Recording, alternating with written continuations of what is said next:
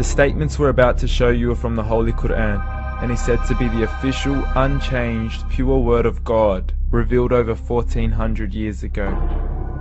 Claiming to be the word of God is a heavy statement, and without proof, or if a single contradiction is found within the book, the apparent word of God will be proven false. So without further ado, let's put the book to the test.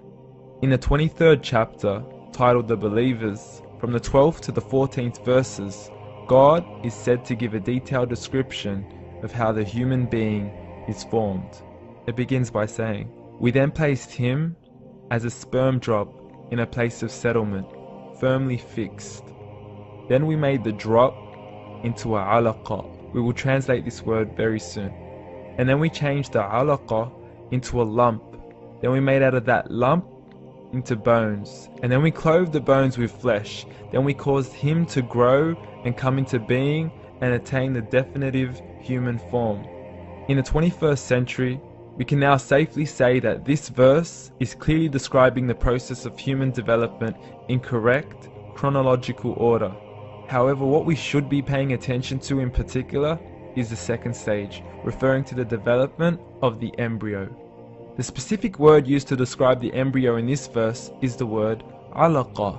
The word alaqa, when translated into English, can mean three separate things. Firstly, a blood clot, or to be suspended, that is to be hanging or clinging to something, or thirdly and finally, a leech. Now, all three definitions don't come anywhere near what we perceive to be the human embryo.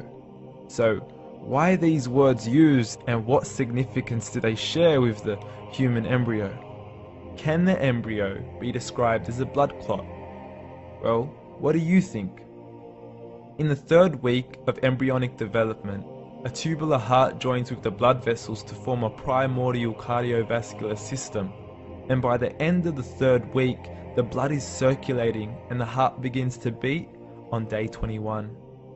The first thing that comes to mind in regards to being suspended or hanging is the umbilical cord.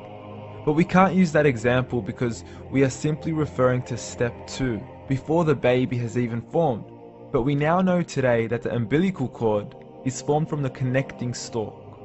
And the connecting stalk is formed as soon as the embryo is formed. The embryo's connecting stalk has even been described by John Allen and Beverly Kramer as an object to suspend the developing embryo in the extra-embryonic column. So an embryo is suspended and does have a strong resemblance with a blood clot. What on earth would an embryo have to do with a leech? Figure A shows the structure of an embryo at 25 days. Figure B shows a leech. Now please note once again that the embryo in this stage is no greater than the size of a kernel of wheat. This is an X-ray of the embryo at 22 days.